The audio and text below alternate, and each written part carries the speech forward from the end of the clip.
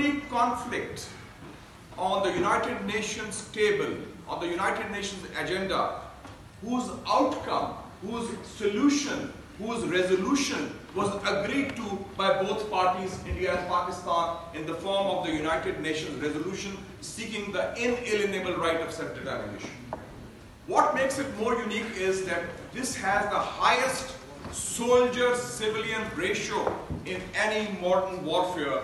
One occupied Indian army person for every 7-8 civilians in the valley. And then, as the foreign minister has mentioned, rape is used as an instrument of conflict. And the use of pellet guns, which are used to hunt animals against unarmed civilians, especially youth, boys and girls. I pay special tributes to the martyrs of Kashmir, including Burhan Muzaffar Wani and the youth of Kashmir who have resisted the repression from India. What is the way forward, ladies and gentlemen? Mr. Chairman, Mr. Rahman Chishti, there are winds of change all across Asia, from Korea to Kartarpur to Kabul.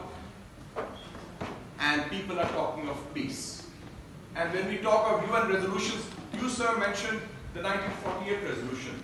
May I also mention that the last United Nations Security Council resolution, which mentions the solution of Kashmir, was on June 5th, 1998, resolution 1172, passed in the wake of the nuclear test of India and Pakistan, which says and demands that the UN Secretary General focus on the core issue of Kashmir because it is inextricably intertwined with the issue of peace, security and stability.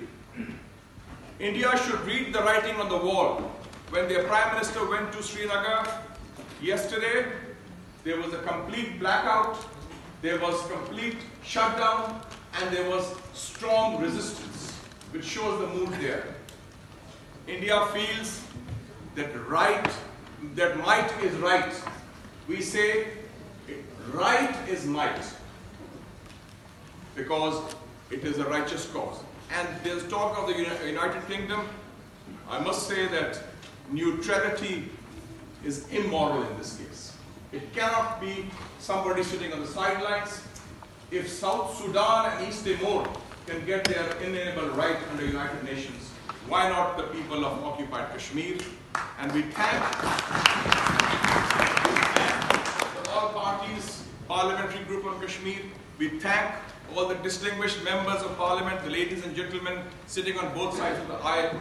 And I would like to thank especially you, sir, on behalf of the parliament, and also Debbie and other friends. And of course, K.L. Bondavik, who's an old friend for the last so many years, that the time has come to take the bull by the horns. And I think the momentum is there. UN, the Human Rights Council, all parties groups, and now the European Parliament also. So seize the moment, seize the hour. Carpe diem. That's the way out. Thank you.